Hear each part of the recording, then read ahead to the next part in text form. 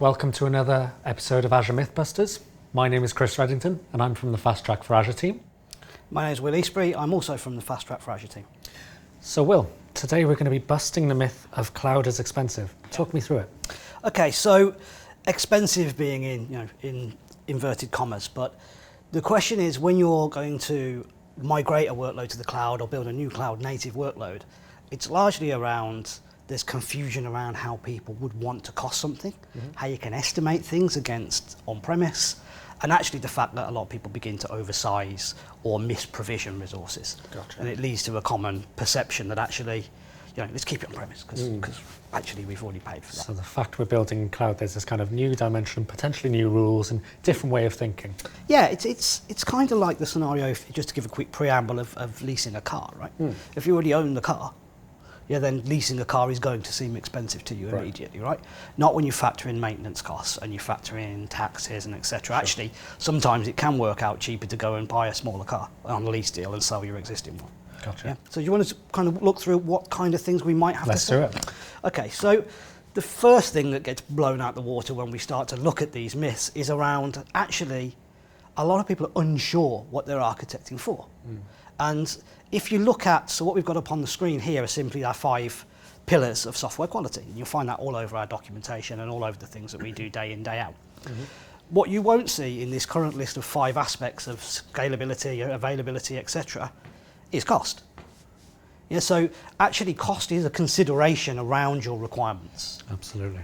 And we've done a previous episode on requirements as well, and I think all of this is on the Azure Architecture Center, isn't it? So definitely a good resource to go and check out. Yeah, absolutely.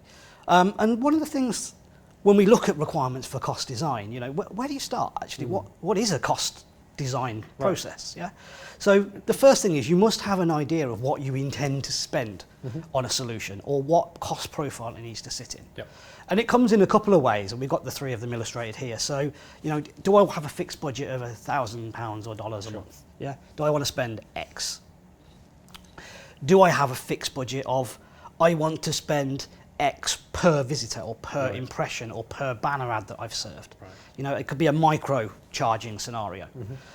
Or is cost null, or not a number if you're a Java dev. But that one at the bottom is the really important one to get to the bottom of. When somebody says that, they have no idea what the solution should cost. It's a dangerous place. That's normally a big red flag. And it's quite interesting because you've got having that fixed layer, but also that per user, per call, per whatever. And that's an interesting way of thinking as well. And I guess would have quite an impact on how you operate and what options you choose in the cloud, right? Yeah, absolutely. And more often than not, when you actually design a system to operate on a given cost envelope, you actually have to factor in both. Right. So there are both fixed cost and variable costs. If you ever see anybody writing a business plan when they estimate cost, they'll have both of those in there, right? And designing systems, whether it's in the cloud or on-premise, is no different.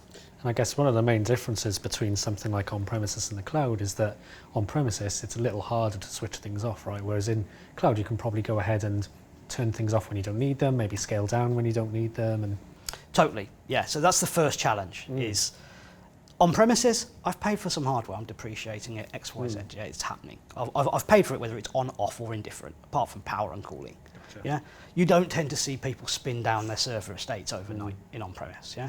It's common in cloud. Like why would you want to pay for something which is just not being used? Yep.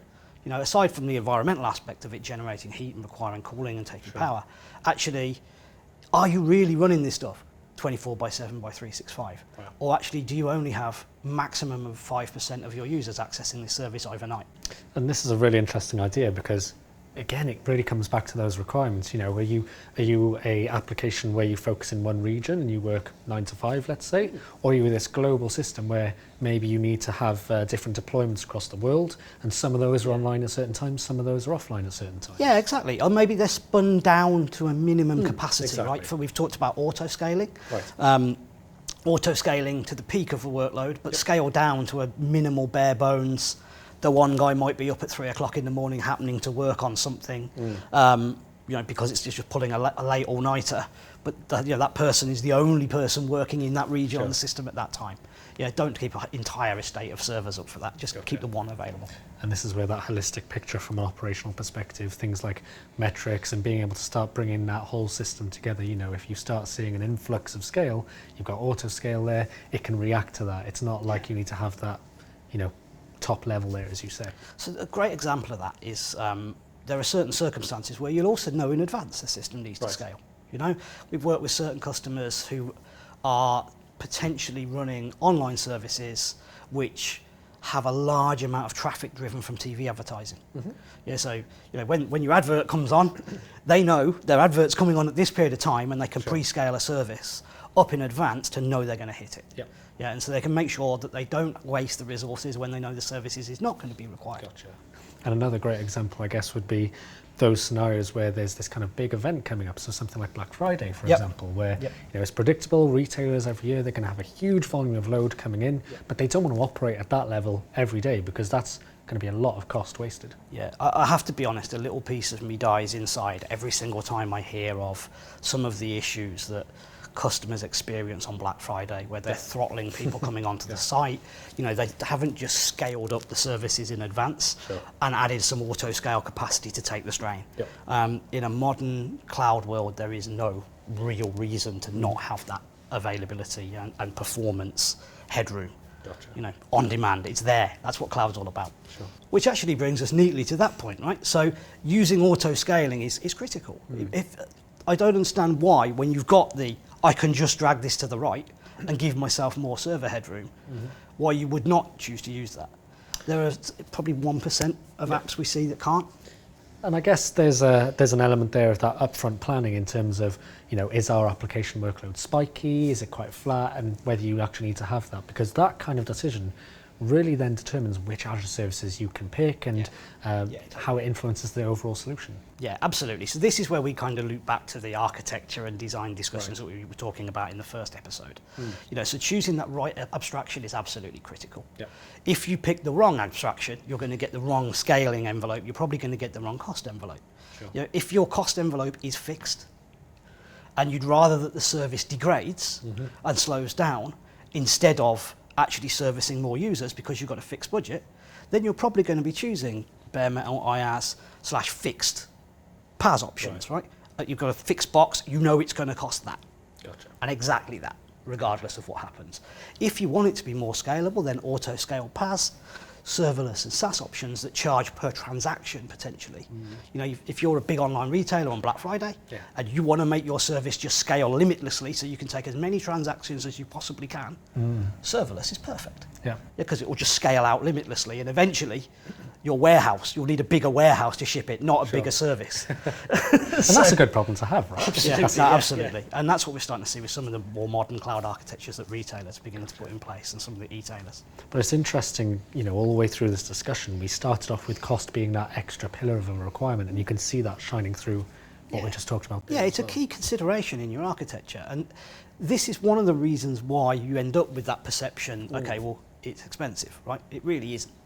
We could design architectures for you that, if they're not being used, cost near zero, with serverless platform features.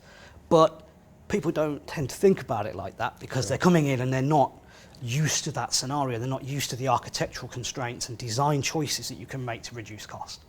And it's one of the things where you have to just choose that correct service and lock it into the solution that you actually want to try and build as a sixth pillar, really. Okay. So what else do we have here? You've also got understanding those hidden costs. There's a ton of costs which we just don't see. So the things we've talked about in one of the prior episodes of maintenance, which gets hidden away. Choosing an IaaS infrastructure it adds a maintenance cost. All of that halo effect because of the impact of a decision that you've made. You suddenly get all these other things you need to start thinking about from a management perspective, and now you take those on. Absolutely, and going after a cloud versus not cloud decision rather than necessarily IaaS versus PaaS also brings in other understanding costs. So things like hardware maintenance, air conditioning, power, access control, security, all of those kind of aspects, network bandwidth, connectivity, dual homes, routers, double connectivity circuits, all that kind of stuff is actually factored into the costs already in Azure. You just don't have to deal with that, and it's there. And I guess that's one of those things where up front, you're going to be starting to think about those costs in a different way, right? You know, you're used to this scenario in the on-premises world where it's a spend that you probably do every 5 years or every number of years, whereas now you're translating it into this more operational kind of cost, and you need to start thinking about it in subtle different ways. Yeah, totally. So, and it's an interesting one, right? Because if you take an IT manager's kind of persona, or you've got the dev team building the solution, right? They're very concerned about the architecture of the service. Mm-hmm. They're not particularly concerned about how much it costs to power the thing sitting in the server rack. Sure. Yeah. The IT manager is very concerned about it because it's his budget. Yeah. Of course. Yeah. Whereas the dev team aren't necessarily concerned about it, and that's when all of a sudden, when you move across the cloud, those costs move from one bucket to the other, and they become visible. But actually understanding the true cost of operating a service on-premise is really important. Understood. To make an apples-to-apples comparison. So we're on the subject of calculations and all these things here. So PaaS services actually are easier to predict. Yeah. And again, it comes down to that linear aspect we talked about earlier on, when we've got the I know a cost, it's got a number of instances, and you do the multiplier effectively. Yeah, and what you do is you budget for the peak cost, yeah, and then use auto-scaling to take that cost down, yeah, rather than using it to take it up. Right, so you've got your kind of, this is the most damage we could potentially do to the budget, you know, thinking back to that scenario, and then anything below that is better. Yeah, and you can then give a hard business line that says, hey, here's my, if I spend $5,000 or £5,000 on app service, then actually we've had a great year. Sure. Yeah, the service has performed really, really well. We've actually driven a ton of benefit. Or you can just say, look, we're going to charge you a penny per transaction, or a millionth of a penny per X, and actually have it scale up and down with load. And then your costs will follow the actual workload profile as well. Gotcha. Excellent. Well, I think we've learned a lot there in terms of cost, and, you know, done some myth busting around that as well. So that's our session on Azure MythBusters and thinking about the cost estimations and thinking about cost overall.